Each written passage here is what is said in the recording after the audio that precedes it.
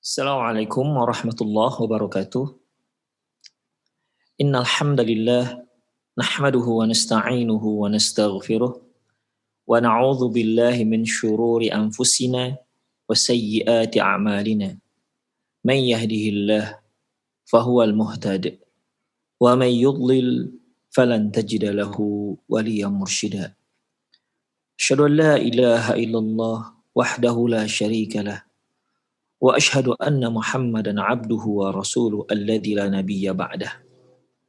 Wa qala Allah Subhanahu wa ta'ala, ya ayyuhalladzina amanu taqullaha haqqa tuqatih wa la tamutunna illa wa antum muslimun.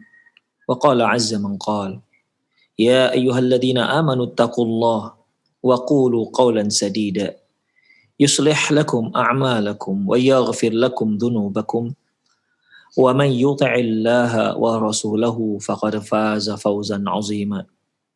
Ya ayyuhan nasu taqu rabbakumul ladzi khalaqakum min nafsin wahidah wa khalaqa minha zawjaha wa batha minhuma rijalan katsiran wa nisaa'a wattaqullaha alladzi tasaaluna bihi wal arham innallaha kana 'alaikum raqiba. Amma ba'du, inna astaqal hadithi kitabullah wa khairal hadi hadi Muhammad sallallahu alaihi wasallam wa syarrul umur muhdatsatuha wa kullu muhdatsatin bid'ah wa kullu bid'atin dhalalah wa kullu dhalalatin finnar. Kaum muslimin dan kaum muslimat, para pemirsa dan pendengar Roja dimanapun Anda berada, alhamdulillah kembali di pagi hari ini kita bertemu untuk melanjutkan kajian kita, yaitu perjalanan setelah kematian. Yang lalu telah kita bahas terkait dengan datangnya malaikat menyongsong kematian seorang anak Adam. Sekelompok malaikat menunggu di sejauh mata memandang, sementara malaikat maut datang dan bersiap untuk mencabut nyawa anak Adam tersebut. Ikhwah, a'azani Allah wa iyyakum. Kemudian untuk hari ini kita akan membahas sakratul maut. Sakratul maut. Allah Subhanahu wa ta'ala firman dalam surat Qaf ayat 19, "Waja'at sakratul mauti bil haqq." Dan tatkala datang sakratul maut bil haqq dengan sebenar-benarnya. Dzalika ma kunta minhu tahid.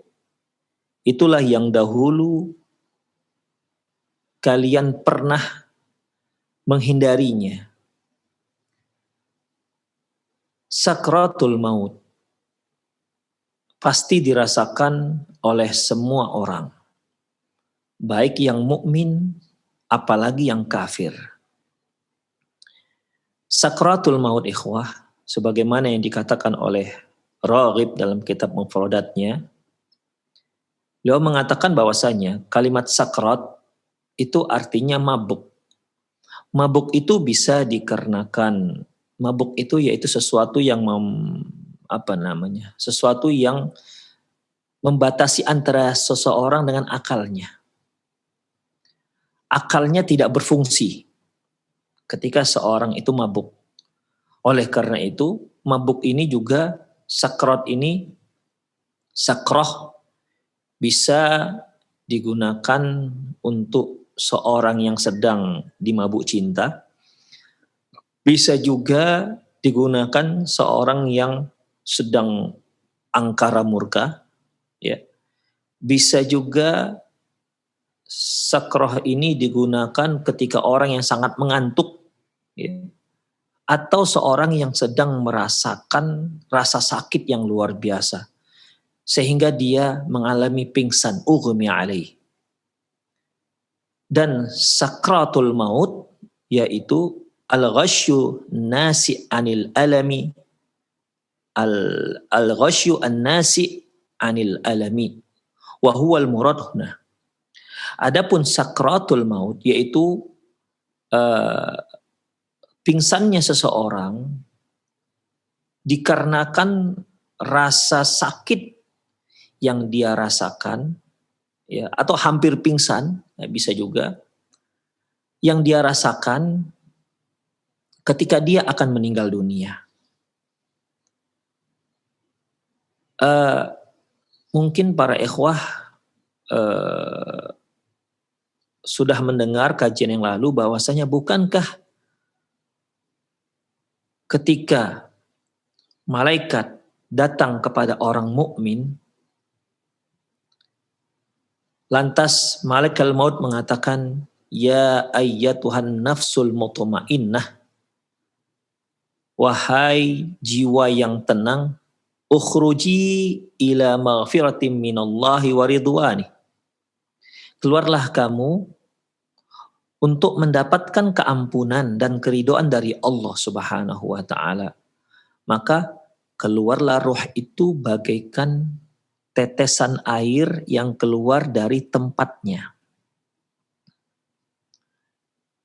Lantas apakah sakrat itu? Bukankah seorang mukmin keluar rohnya itu bagaikan tetesan air? Mudah. Lantas di mana rasa sakitnya? Kalau kita bicara masalah rohnya orang kafir yang dicabut, itu mengalami sakit yang luar biasa, ya, itu sudah kita maklumi. Nah, sekarang permasalahannya bagaimana dengan ruh orang mukmin? Apakah dia juga merasakan sakit? Sementara sakrat yang kita baca tadi bahwasanya dia itu pingsannya seseorang dikarenakan rasa sakit yang luar biasa ketika hendak meninggal. Ikhwah rahimanallah wa iyyakum, Allahu a'lam bissawab. Yang dikatakan sakratul maut yaitu muqaddimahnya. Muqaddimah di saat sesaat seorang itu sebelum dicabut nyawanya. Jadi sakrat itu beda dengan nazaat. Kalau sakrat yaitu rasa sakit yang dia rasakan ya menjelang kematiannya. Adapun naza' pencabutan nyawa itu beda lagi. Untuk orang mukmin dia merasakan sakratnya. Dia merasakan rasa sakit ya di saat itu. Tapi dia tidak merasakan rasa sakit di saat dicabut nyawanya. Orang kafir dia merasakan sakrat yang luar biasa dan lebih sakit lagi di saat nyawanya dicabut. Itu ikhwah. Jadi itulah pengkompromian antara sakrat dengan nazaat. Ya, saya ulangi bahwasanya sakrat itu adalah beberapa saat atau muqaddimah kematian dan ini semua orang akan mengalaminya. Ya. Semua orang akan mengalaminya. Mereka akan merasakan rasa sakit tersebut. Namun di saat nyawa dicabut, nazaat, ya di saat nyawa dicabut, orang mukmin tidak merasakan sakit di saat nyawa dicabut. Allah Subhanahu wa taala mengatakan wajaat sakratul mauti bil haq. Ketika datang sakratul maut bil haq dengan sungguh-sungguh karena langsung melihatnya. Ya, karena langsung melihatnya, langsung datang malaikat maut. Dzalika ma kunta minhu tahid. Itulah yang dahulu pernah kalian ingkari. Dzalika ma kunta minhu tahid. Dzalik yang demikian itu ma ini bisa dua makna. Pertama, dzalika ma kunta minhu tahid. Yang demikian adalah ma kunta, ma mausul, yaitu inilah yang dahulu kalian pernah hindari. Bisa juga artinya ma ini adalah ma nafi. Ya, yang demikianlah yang dahulu kalian tidak bisa menghindarinya. Jadi dua makna. Yang kedua-duanya memiliki kemiripan arti. Ikhwah rahimanallah wa iyyakum. Baik, kita lihat sakrat. Kita kembali kepada sakrat. Sakratul maut ikhwah, sebagaimana yang telah kita katakan tadi, semua orang mukmin merasakannya, semua orang muslim merasakannya. Bahkan semua umat manusia akan merasakan yang namanya sakrat. Termasuk Rasulullah Shallallahu alaihi wasallam. Di saat Rasulullah Shallallahu alaihi wasallam menjelang wafat beliau, Di sisi beliau itu ada sebangsa tempat air. Ya, beliau mencelupkan tangannya, kemudian ke dalam air tersebut, kemudian beliau usapkan ke wajah beliau yang sangat mulia tersebut. Kemudian apa kata beliau, ikhwah? La ilaha illallah, inna lil maut sakrat. La ilaha illallah. Sesungguhnya kematian itu ada sakaratnya. Rasulullah Shallallahu Alaihi Wasallam merasakan sakrat. Dan untuk seorang mukmin, rasa sakit yang dia rasakan ketika sakrat itu juga akan menghapuskan dosa-dosanya. Ikhwah rahimani Allah wa iyyakum. Hadis tadi diriwayatkan oleh Imam Bukhari dari Aisyah radhiyallahu anha. Demikian juga yang dikatakan oleh Aisyah radhiyallahu anha ketika Rasulullah Shallallahu Alaihi Wasallam wafat.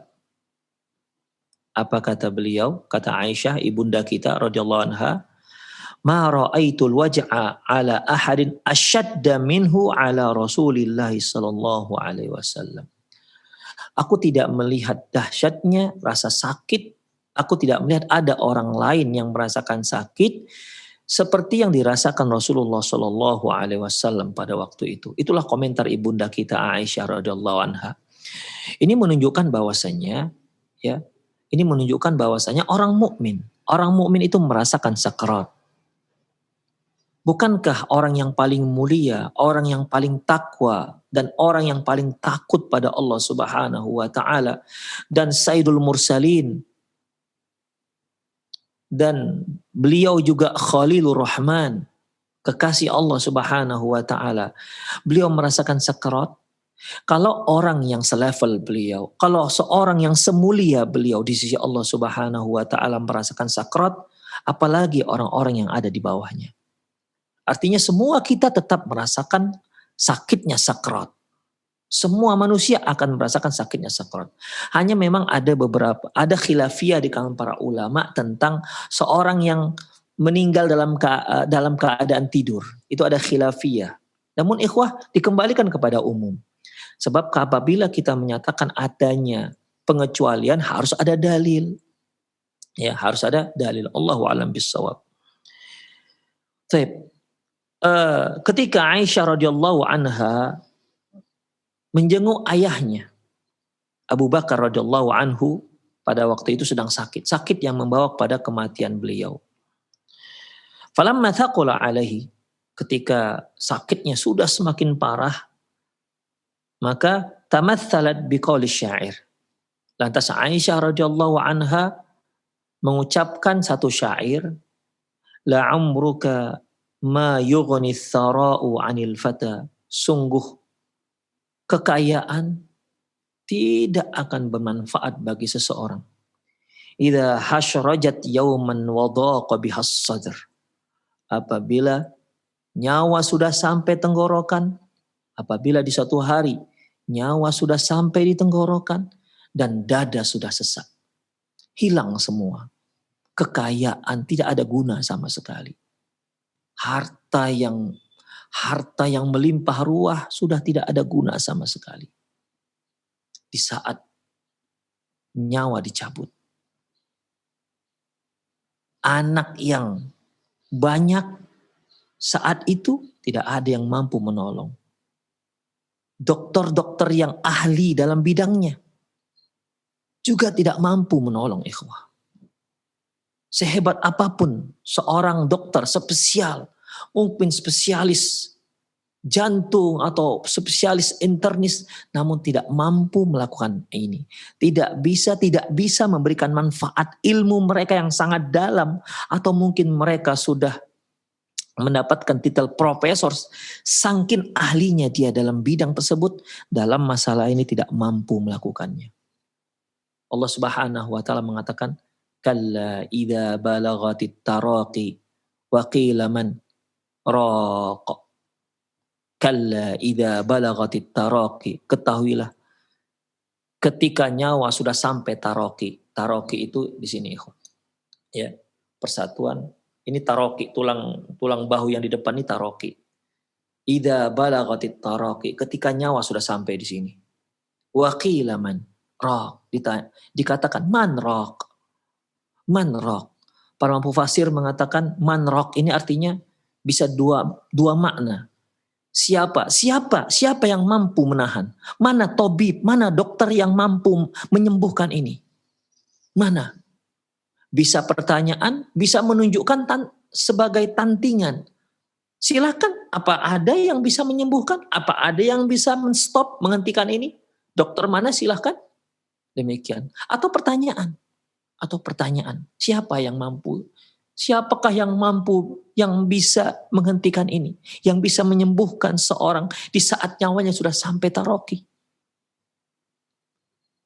Ada juga yang mentafsirkan wakilaman rock, dikatakan siapa rock? Rock itu, kalau tadi rock artinya siapa yang bisa meruqyah, siapa yang bisa menyembuhkan. Sebagian mufasir mengartikan wakilaman rock, dikatakan man rock itu naik ke atas. Artinya siapa yang membawa ruh orang seperti ini menghadap Allah Subhanahu wa taala? Ketika seorang yang kafir, yang durjana ditarik nyawanya oleh malaikat maut. Kemudian siapa yang mau malaikat membawa mayat ini, karena mayat membawa ruh ini bau busuk luar biasa. Semua malaikat akan menghindar. Siapa yang mau membawa ke atas nyawa ini menghadap Allah Subhanahu wa taala. Ada juga yang mengartikan wakilaman roh. Siapa yang akan mengangkat ruh ini, artinya apakah malaikat rahmah ataukah malaikat azab. Demikian ikhwah. Itulah di saat manusia sedang sakratul maut. Idza hasyarajat yauman wa dhaqa bihas sadr. Apalah gunanya lagi yang namanya kekayaan, jabatan, tak ada lagi gunanya ikhwah. Habis semua, sampai itulah titik terakhir. Tidak ada yang mampu menyelamatkan dia dari kematian ini. Di saat roh sudah sampai di tenggorokan, di saat dada sudah sangat sesak.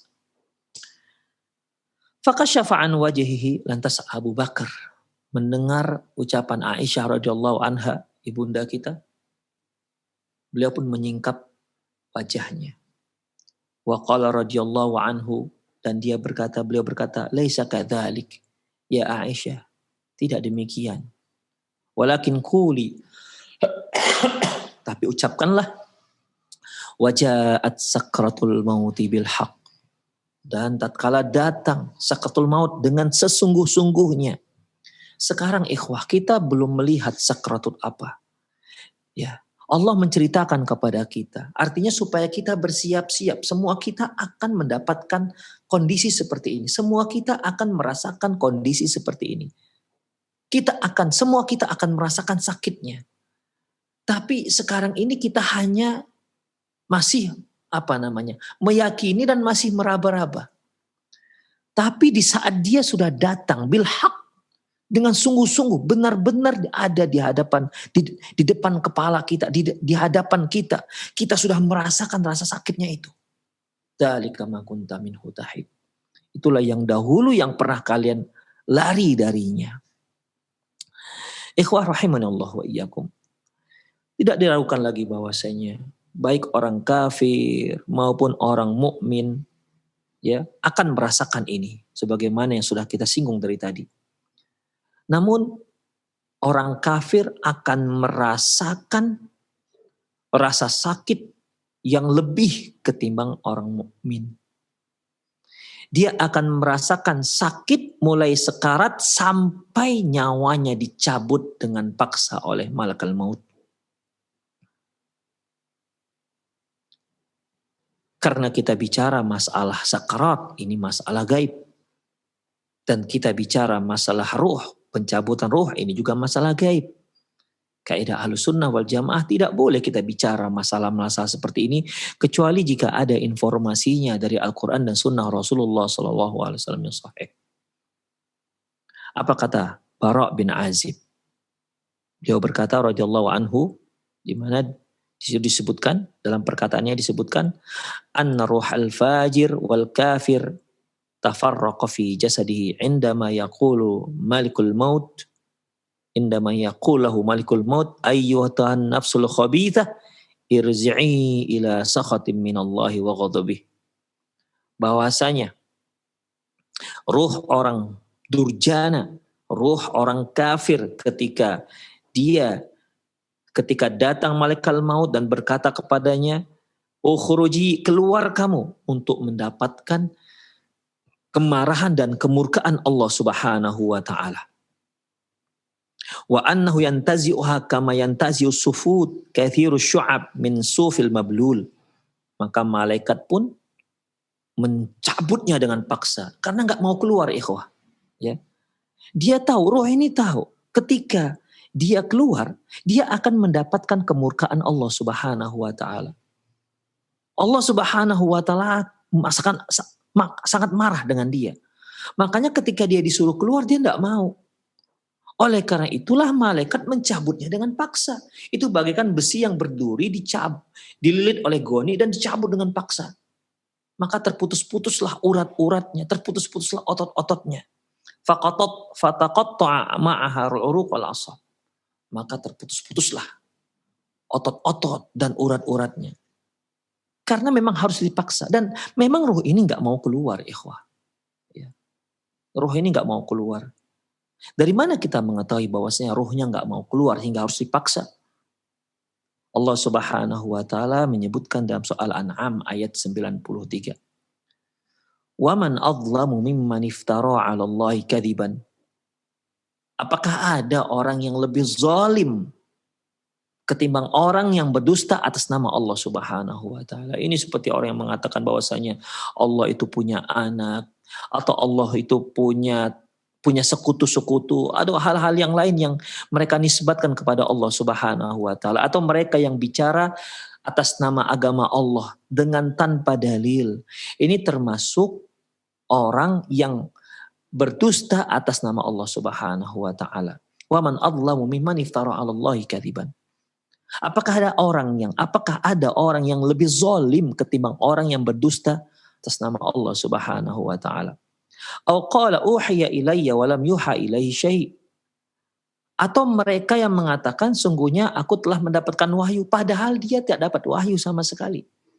Ini sebagaimana orang-orang yang mengaku dirinya sebagai utusan Allah, orang-orang yang mengaku dirinya mendapat wahyu dari Allah setelah Rasulullah Shallallahu alaihi wasallam.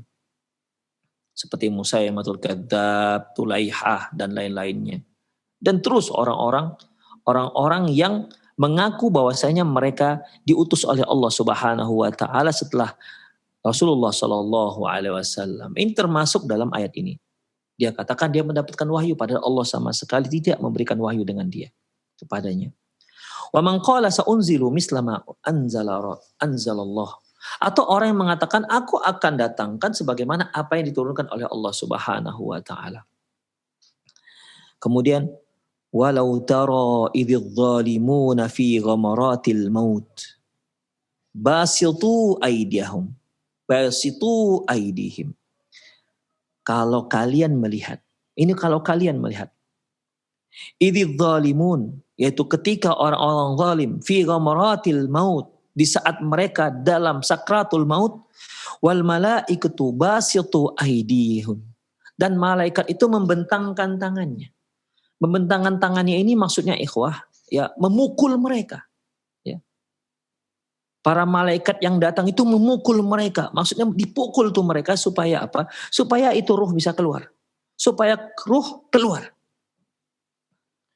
Sebagaimana firman Allah Subhanahu wa taala menceritakan dalam soal An'am ayat 93, yaitu dalam soal Maidah ayat 28, Allah Subhanahu wa taala menceritakan tentang anak Adam, ya, di mana salah seorang mereka ingin membunuh adiknya. Si adik mengatakan la imbasatta ilayya yadaka litaqtulani ma ana bibasiti yadiya ilaika liaqtulak. Kalau engkau mau menjulurkan tanganmu untuk membunuhku, aku tidak akan menjulurkan tanganku untuk membunuhmu. Artinya ikhwah, basit ini menjulurkan tangan itu memukul. Jadi di sini maknanya wal malaikatu basitu aidihim, dan malaikat pada waktu itu memukul mereka, menjulurkan tangan untuk memukul mereka. Akhriju anfusakum, keluar kalian dari jasad kalian, keluarkan. Al yauma tujzauna adzabal huni bima kuntum taquluna 'ala Allahi ghairal haqq. Hari ini kalian akan dibalas dengan adab yang sangat menghinakan.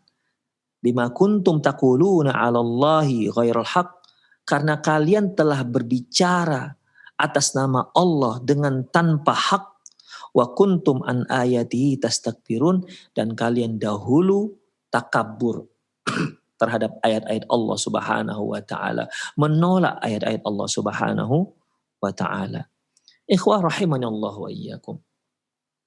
Al-Hafiz Ibnu Katsir rahimahullah, beliau menceritakan ayat ini, beliau mencantumkan ayat ini dan beliau berkomentar.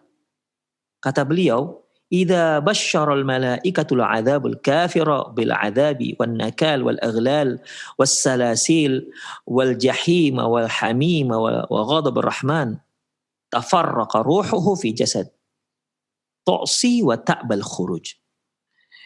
Kata Ibnu Katsir rahimahullah, apabila malaikat datang dan malaikat menyatakan ancaman menyatakan ancamannya akan diazab. Ini mereka datang kepada orang kafir akan diazab, kemudian akan disiksa dan akan dibelenggu, dan demikian juga neraka jahanam yang akan menunggu mereka, serta mereka akan mendapatkan kemurkaan yang luar biasa dari Allah Subhanahu wa taala.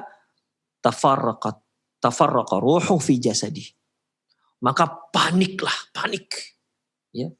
Ruh yang ada di dalam jasad orang kafir panik luar biasa. Kenapa panik ikhwah? Wa tu'si wa ta'bal khuruj, enggak mau keluar. Seperti yang telah kita jelaskan di kajian lalu, bahwasanya mereka takut sekali pada Allah Subhanahu wa taala. Mereka sudah merasakan bagaimana azab, bagaimana sakitnya sakarat. Dan ini akan keluar dengan dipaksa, dan akan lebih sakit. Dan akan lebih sakit lagi, yaitu azab yang sedang menanti mereka. Akan lebih dahsyat lagi azab yang akan menanti mereka.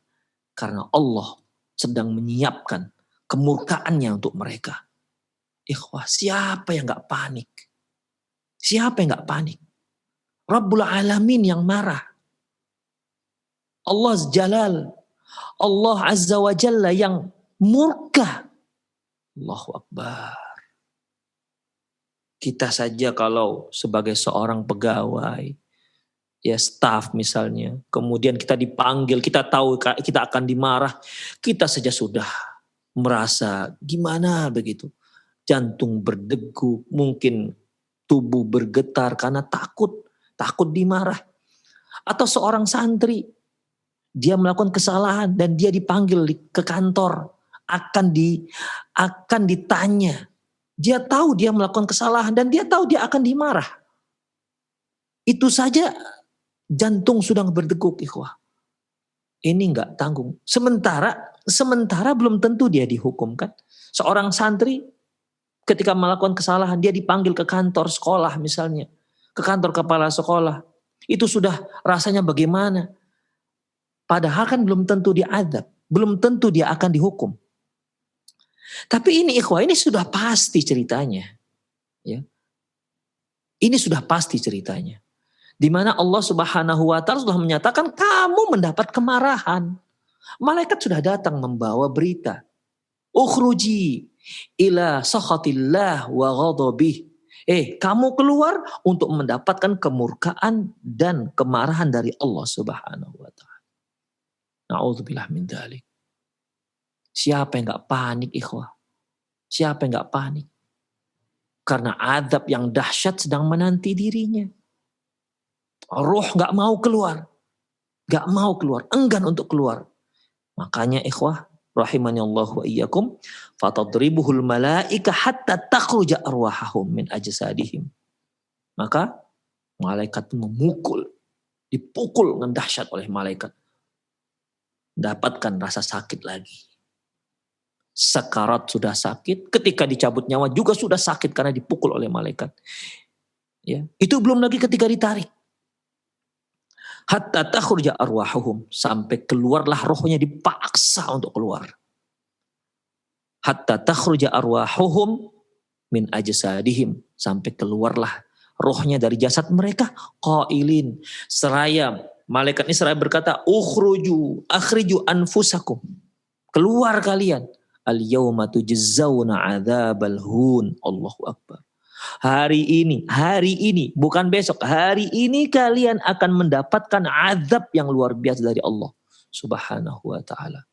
La haula wala quwata illa billah. Itulah kondisinya. Kalau kita bayangkan, ini gambaran yang luar biasa mengerikan ikhwah. Luar biasa mengerikan. Kemudian ikhwah, azani Allah wa iyyakum.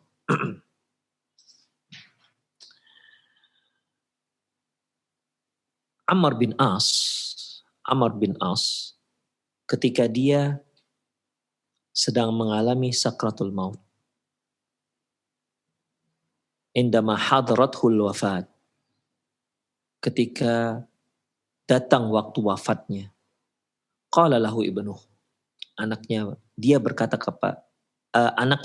kepada Amr bin As radhiyallahu anhu, "Ya abatah, wahai ayahanda, innaka lataqul, dahulu Anda pernah mengatakan, ya laitani alqa rajulan aqilan labiban 'inda nuzulil maut hatta yasifa li ma yajid." Wahai ayahanda, engkau dahulu pernah berkata kepadaku, seandainya aku bertemu dengan orang yang pandai dan cerdas serta pintar, di mana saat itu dia sedang mengalami sakrat, sehingga dia bisa menceritakan apa yang sedang dia alami, apa yang sedang dia rasakan. Ini ikhwah kisahnya sebelum Ammar bin As ini, sebelum beliau sedang sakit menjelang kematian ini, beliau sebelumnya pernah berkata kepada anaknya, ya, ayah itu inginlah bertemu dengan seorang yang cerdas, yang pintar, yang bijak, yang pada waktu itu dia sedang sekarat, sehingga dia menceritakan apa yang sedang dia rasakan, rasa sakit apa yang sedang dia rasakan. Itu dia. Jadi anaknya ketika ayahnya mau wafat, ya, dia teringat dengan ucapan ayahnya tersebut. Dan dia ulangi lagi ucapan ayah tersebut kepada ayahnya. Lantas ikhwah, apa kata si anak? Wa anta dzalika rajul. Wahai ayahanda, Andalah orangnya itu. Anda dahulu ingin bertemu dengan seorang yang cerdas supaya menceritakan bagaimana sih rasa sekarat itu. Dan saya rasa Andalah orangnya. Jadi bagaimana? Sifli, ceritakan kepadaku bagaimana sekarat itu, rasa sakitnya. Kemudian faqal, dia berkata, ya bunayya, wahai ananda, Allahu Akbar. Di sini, kalau kita lihat ikhwah, baik dalam Al-Quran, baik dalam hadis, ya, ucapan Rasulullah, ucapan para sahabat, itu selalu mereka ucapkan panggilan anaknya kalimat ya bunayya, Allahu Akbar. Kalimat yang lembut.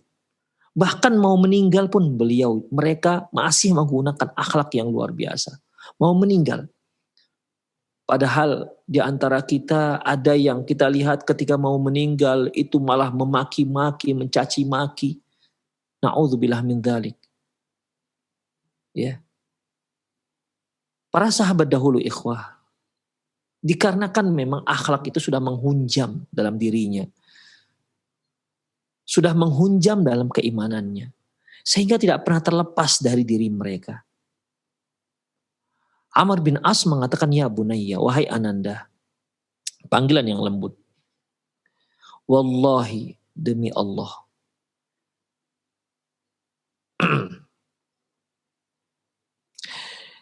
ka'an janabi fitah, sungguh rasanya itu bagaikan seorang yang sedang ditimpa benda berat.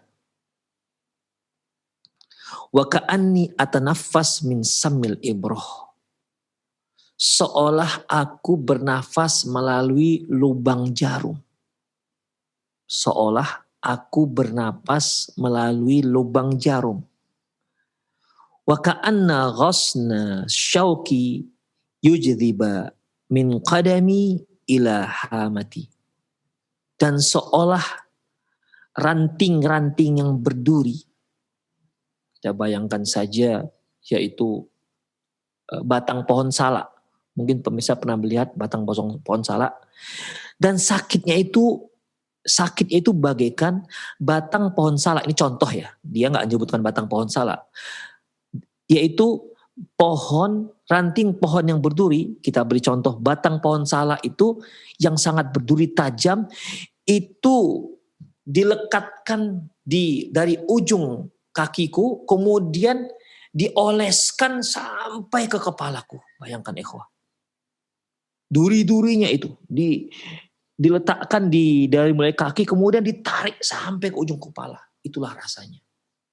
Inilah rasa sakarat yang dirasakan oleh sahabat Amr bin As. Dia menceritakan kepada anaknya. Nafas sesak, sulit untuk bernafas. Ya ini mungkin yang dialami teman-teman kita yang ketika mereka meninggal karena COVID-19, yang sesak nafas bagaikan badannya ditimpa benda yang berat, kemudian dia bagaikan bernafas di lubang jarum, kemudian rasa sakitnya itu bagaikan ranting yang berduri tajam itu digosokkan dari mulai kaki sampai ke kepalanya. Itulah rasa sakitnya. Summa ansha'a yaqul, kemudian dia berkata, laitani kuntu qabla ma qad badali, wahai seandainya aku tahu, seandainya aku mengerti apa yang sekarang sedang aku rasakan, fi tilalil jabali ar'a wu'ulan, niscaya aku dahulu hanyalah seorang pengembala di lereng-lereng gunung. Artinya dia tidak mau dengan dunia ini. Ternyata dunia yang dikumpulkan tidak berharga sama sekali ketika seorang itu sedang sakratul maut. Dia inginnya ya sudah, dia hanya berinteraksi dengan kambing, sekedar makan, sekedar bisa hidup. Seandainya tahulah begini yang sedang aku rasakan begini, aku sudah tahu sebelum-sebelumnya, niscaya aku tidak akan mau apapun kecuali hanya sekedar hidup. Ya dengan cara apa? Ya sekedar mengembalakan kambing di lereng-lereng bukit. Itulah pernyataan dari Amr bin As. Ikhwah, kita gak bisa bayangkan. Itu sekarat. Siapa yang gak kenal dengan Amr bin As? Seorang sahabi ya jalil, yang mulia. Ya, ternyata merasakan sakarat. Bagaikan goresan-goresan duri-duri yang tajam. Fama baluna. Bagaimana dengan kita ikhwah? Rahimani Allahu wa iyyakum. Itulah yang namanya sakarat. Semoga Allah Subhanahu wa taala menjaga kita, menjaga keimanan kita di saat sakratul maut. Kemudian apa saja yang bisa meringankan sakratul maut? Meringankan rasa sakit di saat sakratul maut. Akhbarana Rasulullah sallallahu alaihi wasallam anna syahid alladhi yasqutu fil ma'rakah tukhaffifu anhu sakratul maut. Nabi sallallahu alaihi wasallam pernah menceritakan kepada kita bahwasanya seorang yang mati syahid, di mana dia terbunuh dalam pertempuran litakuna kalimatullahi al-ulya, untuk jihad, untuk meninggikan kalimat Allah Subhanahu wa taala, mereka ini yang sekaratnya itu lebih ringan. Tewasnya dia dalam jihad fisabilillah, ya. Tertikam dia sampai tewas, terbunuh. Itu malah lebih meringankan sekaratnya. Dengan mata kepala kita ikhwah, Rahimani Allah wa iyyakum. Mungkin kita katakan, kematian mereka sungguh menyulitkan. Kenapa? Karena tercabik-cabik, badannya tercabik-cabik. Ya. Ada yang mungkin kepalanya sudah lepas dari badannya, ada yang tangannya sudah lepas dari badannya, ada yang kakinya. Bahkan sebagaimana yang diperlakukan kepada jenazahnya Hamzah, dimutilasi. Ya. Demikian ikhwah. Dimana kalau kasat mata kita melihat, tentunya kematian mereka ini lebih dahsyat, lebih sakit ketimbang orang yang meninggal di tempat tidur. Itulah seharusnya. Dan ternyata ikhwah, gak bisa kita nilai masalah gaib dengan kasat mata kita. Kita melihat mungkin tangannya yang sudah putus tapi masih tergantung karena masih ada ototnya. Itulah dia bertempur. Kita katakan, kita mungkin mengatakan betapa sakitnya dia menahan ini. Rasa sakit. Ketika ujung tombak menembus ke jantungnya, mungkin kita katakan betapa sakitnya waktu kematian dia. Itulah yang kita katakan. Ternyata tidak demikian, ikhwah. Ternyata itu keliru. Penilaian kita dengan kasat mata kita ternyata keliru, tidak seperti itu. Kita lihat hadis yang diriwayatkan, yang disebutkan dalam kitab Mishkatul Masabih dengan sanad yang hasan dari Abi Hurairah radhiyallahu anhu, anna Rasulullah sallallahu alaihi wasallam qala, bahwasanya Rasulullah sallallahu alaihi wasallam bersabda, asy-syahid la yajidu alamal qatli. Bahwasanya orang yang mati syahid tidak merasakan sakit pembunuhan tersebut. Tidak merasakan. Illa kama yajidu ahadukum alamal qarsi. Kecuali sakitnya seperti salah seorang kalian terkena cubitan. Itulah ternyata rasa sakit yang dirasakan oleh orang yang tewas jihad fisabilillah.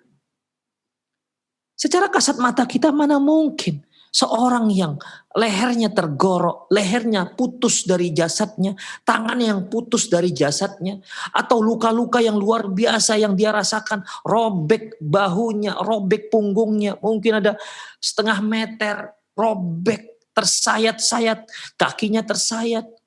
Para sahabat di mana tidak ada, sampai Khalid bin Walid radhiyallahu anhu, tidak ada tempat di tubuhnya kecuali sudah ada luka-luka pedang.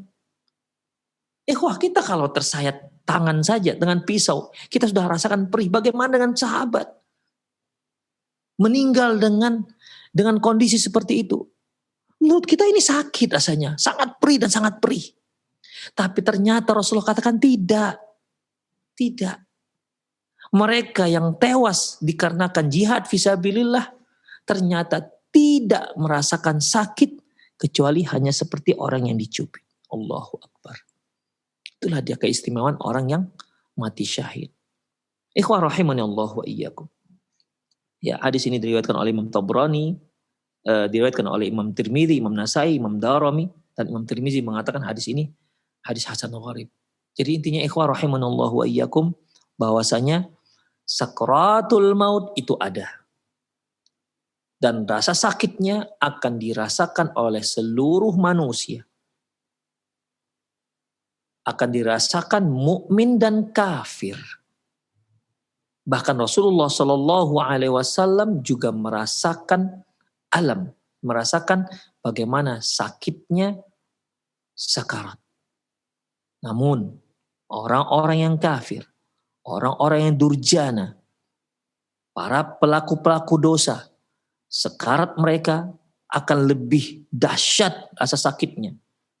Bahkan sampai di saat nyawa mereka dicabut juga mereka terus akan merasakan sakitnya. Dan azab yang menunggu mereka itu jauh lebih dahsyat, lebih menyakitkan ketimbang sekarat dan pencabutan nyawa yang mereka alami. Semoga Allah Subhanahu wa taala memberi kita kemudahan di saat kita nanti mengalami sakratul maut. Semoga Allah Subhanahu wa taala juga mewafatkan kita para pemirsa dimanapun Anda berada Semoga Allah Subhanahu wa taala mewafatkan kita dalam keadaan husnul khatimah dan dalam keadaan mendapatkan keampunan dari Allah dan mendapatkan keridhaan dari Allah Subhanahu wa taala. Demikian ikhwah, semoga sedikit yang kita paparkan tadi bermanfaat untuk mengingatkan kita bahwasanya semua kita akan merasakan sakratul maut. Dan bersiaplah untuk itu karena kematian akan datang dan kita tidak tahu kapan datangnya. Kita tidak tahu kapan datangnya. Karena dari pengalaman usia manusia, yang muda juga ternyata mengalami sakrat dan meninggal. Yang tua juga mengalami sakrat dan meninggal. Yang sehat juga mengalami sakrat dan meninggal. Dan yang sakit juga mengalami sakrat dan meninggal. Kita tidak tahu berapa usia kita, berapa sisa usia kita. Oleh karena itu manfaatkanlah sisa-sisa usia kita untuk terus mendekatkan diri kepada Allah Subhanahu wa taala. Demikian aqulu qauli hadza wastaghfirullah li wa lakum wa lisairil muslimin innahu huwal ghafurur rahim. Baik, syukron jazakallahu khair, barakallahu fiik atas materi yang telah disampaikan oleh Al-Ustaz di kesempatan pagi hari ini. Mudah-mudahan bisa menambah keimanan bagi kita semua dan tentunya kita lebih takut kepada Allah Subhanahu wa taala, bagaimana kengerian dari sakaratul maut. Dan selanjutnya kami buka sesi interaktif, sesi soal jawab bagi Anda para pemirsa atau pendengar yang ingin bertanya, silahkan. Baik, kesempatan pertama kami berikan di layanan, kami ajukan di layanan pesan singkat. Assalamualaikum warahmatullahi wabarakatuh. Ya Ustaz, bagaimanakah sakaratul mautnya bagi anak-anak yang belum balik? Apakah juga merasakan kesakitan? Dan kami gabungkan dengan pertanyaan yang lainnya, bagaimana dengan seseorang yang meninggal tersenyum? Apakah setiap orang yang meninggal tersenyum itu dikatakan husnul khotimah? Barakallahu fiik. Mengenai anak-anak, ya, apakah mereka juga mengalami sakratul maut? Secara umum mereka juga mengalami, ya. Secara umum mereka mengalami sebagaimana halnya orang dewasa. Mereka juga akan merasakan rasa sakit, sama seperti orang-orang dewasa. Sebagaimana kaidah Ahlussunnah wal Jamaah ketika kita bicara masalah gaib, wa indahu mafatihul ghaib, la ya'lamuha illahu. Sesungguhnya kunci-kunci ilmu gaib itu ada, kunci-kunci gaib itu ada di tangan Allah. La ya'lamuha illahu, tidak ada yang mengetahuinya kecuali Dia. Kemudian Allah Subhanahu wa taala memberitakan kepada Rasulnya, ya, hal-hal Allah menceritakan kepada Rasulnya beberapa hal. Seperti Allah Subhanahu wa taala berfirman, Alimul ghaibi fala yudhiru ala ghaibi ahada. Allah itu Maha mengetahui ilmu ghaib dan Allah tidak memberitahukan kepada siapapun illa man irtada mir rasul, kecuali orang-orang yang diridhoi oleh Allah Subhanahu wa taala dari kalangan rasul. Maka Rasul pun, Rasulullah Shallallahu alaihi wasallam menceritakan masalah ini kepada kita. Dan sebenarnya Rasulullah Shallallahu alaihi wasallam tidak tahu, tapi Allah yang menceritakan sehingga Rasulullah menjadi tahu. Dan kita juga kalau tidak diberitahu oleh Rasulullah Shallallahu alaihi wasallam, kalau seandainya tidak ada dari Al-Qur'an dan tidak ada dalam hadis, kita tidak bisa mengetahui tentang masalah gaib. Karena Allah katakan, fala yudhiru ala ghaibi ahada. Tidak ada yang dikasih tahu oleh Allah Subhanahu wa taala kecuali yang orang-orang tertentu. Ikhwah rahimanallah wa iyyakum. Rasulullah sallallahu alaihi wasallam menyebutkan, ya, bagaimana kondisi seorang yang sedang sekarat. Ya. Demikian rasa sakitnya. Dan tidak menyebutkan adanya pengecualian. Tidak menyebutkan adanya pengecualian. Jadi Allahu a'lam bishawab, anak kecil juga mengalami sakrat. Anak kecil juga mengalami sakrat. Ya, karena kalau kita kecualikan berarti kita harus datangkan dalil. Itu di ikhwah. Nah, jadi untuk anak kecil Allahu a'lam bishawab, karena sepengetahuan saya tidak tahu saya ada dalil pengecualian ini. Ya, kecuali nanti kalau pemirsa melihat adanya dalil ternyata sekarat ini dikecualikan untuk anak kecil. Sementara yang tadi yang kita bacakan, yaitu ternyata yang disebutkan Rasulullah SAW, sekarat itu diringankan untuk orang yang mati syahid dan tidak menyebutkan anak kecil. Jadi tinggal jika memang ada dalil yang menyebutkan bahwasanya anak kecil dibebaskan dari sekarat, maka kita beriman dengan itu. Tapi kalau tidak ada dalilnya, maka kita tetap memahaminya secara umum bahwa anak kecil juga mengalami sekarat.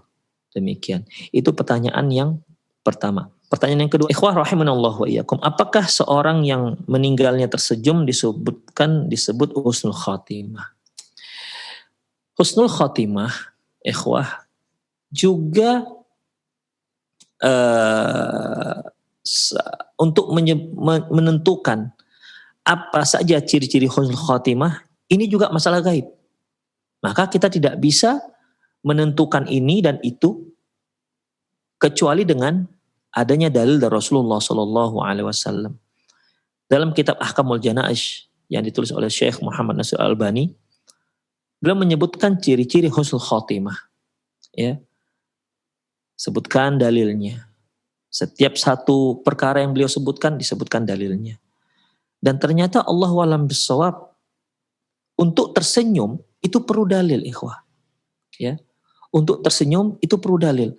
Dan Allahu alam, bisa saja seorang itu tersenyum dengan satu sebab, dengan beberapa sebab. Demikian. Jadi untuk itu kita tidak bisa mengatakan bahwasanya ini merupakan husnul khotimah atau ini bukan husnul khotimah. Kita harus tawakuf dalam masalah ini. Ya. Mengapa demikian, ikhwah? Mengapa orang-orang mukmin, nanti akan kita pelajari, mengapa orang-orang mukmin itu sangat suka ingin bertemu dengan Allah Subhanahu wa taala. Sementara untuk bertemu Allah Subhanahu wa taala itu kan harus melalui kematian. Sementara siapa di antara kita yang suka dengan kematian? Tapi ternyata Allah katakan suka, orang-orang mukmin suka bertemu dengan Allah Subhanahu wa taala. Jadi rasa suka ini kapan, ikhwah? Ketika dia menjelang kematian, Allah Subhanahu wa taala sudah gambarkan kepada dia surga. Seperti malaikat datang, ya ayatuhan nafsul mutmainnah, wahai diri yang tenang, jiwa yang tenang, ukhruji ila maghfirati minallah wa ridwani, keluarlah kamu untuk mendapatkan keampunan Allah dan mendapatkan keridhaan Allah Subhanahu wa taala. Siapa yang enggak gembira ini, ikhwah? Siapa yang enggak gembira mendengar berita ini? Dia sudah bayangkan, ya, dia akan meninggal dan akan bertemu dengan Allah Subhanahu wa taala, dengan mendapatkan ridho Allah, dengan mendapatkan keampunan Allah Subhanahu wa taala. Bisa saja di saat itu ketika mendengar berita baik dari malaikat maut, dia tersenyum, bisa saja, ikhwah. Tapi apakah kita bisa pastikan kalau setiap orang yang meninggal tersenyum pasti dia mendapatkan berita baik? Belum tentu juga, kita tidak tahu, ikhwah. Makanya dalam masalah ini untuk menentukan sesuatu hal bahwasanya itu merupakan tanda husnul khotimah atau tidak harus berdalil. Adapun yang tidak ada dalilnya, maka kita harus tawakuf. Tidak boleh kita katakan ya ada kemungkinannya, ada seperti tersenyum tersebut.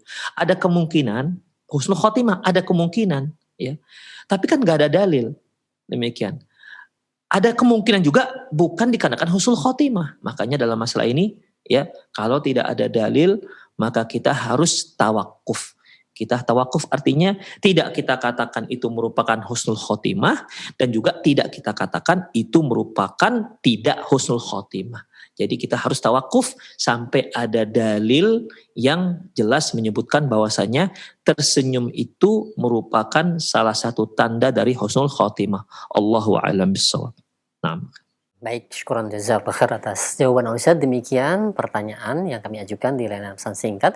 Dan selanjutnya kami berikan kesempatan di layanan telepon. Silahkan bagi Anda yang ingin bertanya langsung. Halo, silahkan. Ya, belum terkoneksi. Baik, kami ajukan kembali pertanyaan di layanan pesan singkat. Assalamualaikum warahmatullahi wabarakatuh. Ya Ustaz, banyak sekali perkataan-perkataan di zaman sekarang bagi seseorang yang meninggal yang dimana dia seorang muslim itu dikatakan sebagai asyahid ataupun dia syahid. Bagaimana dengan perkataan asyahid? Apakah ini doa ataukah memang itu klaim dia telah meninggal mati syahid? Mohon penjelasannya. Jazakumullah khair. Allahu alam bissawab. Ada sebuah hadis di mana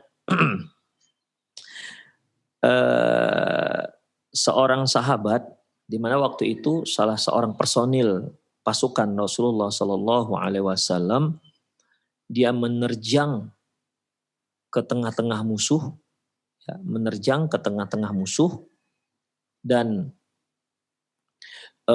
para sahabat yang lain menyaksikan bagaimana kehebatan dia membantai musuh, menerkam dan menerjang musuh ke tengah-tengah pasukan musuh, ya, sehingga akhirnya dia pun meninggal dunia, tewas. Sahabat mengatakan, Masya Allah, dia mati syahid. Dia meninggal syahid. Lantas Rasulullah SAW mengatakan enggak, dia di neraka. Ya, dia di neraka. Sahabat heran. Para sahabat yang melihat ini orang sangat hebat dalam menerjang musuh, dengan sangat berani. Tapi mengapa Rasulullah SAW mengatakan dia malah di neraka? Mereka pun penasaran dan memeriksa pasukan. Sampai dapatlah jenazah sahabat yang tadi. Jenazah laki-laki yang tadi, yang menerjang ke tengah-tengah musuh dengan sangat hebatnya. Ternyata ketika dia mengalami luka yang parah, dia letakkan pedangnya di dadanya, kemudian dia henyakkan sehingga pedangnya tersebut menembus dan meninggallah dia dalam keadaan bunuh diri. Ternyata ketika dia mengalami luka yang luar biasa, dia tidak sanggup menahannya. Ya, dia tidak sanggup menahannya dan akhirnya dia bunuh dirinya. Dia tidak sabar menahan rasa perih luka yang dia alaminya. Ya, dia tidak sanggup, kemudian akhirnya dia bunuh diri. Itulah makanya sahabat Ridwanullah alaihi majma'in mengatakan bahwasanya benar apa yang dikatakan Rasulullah SAW. Dan Imam Al-Bukhari rahimahullah menyebutkan bahwa di situ bab tidak dikatakan seorang itu syahid.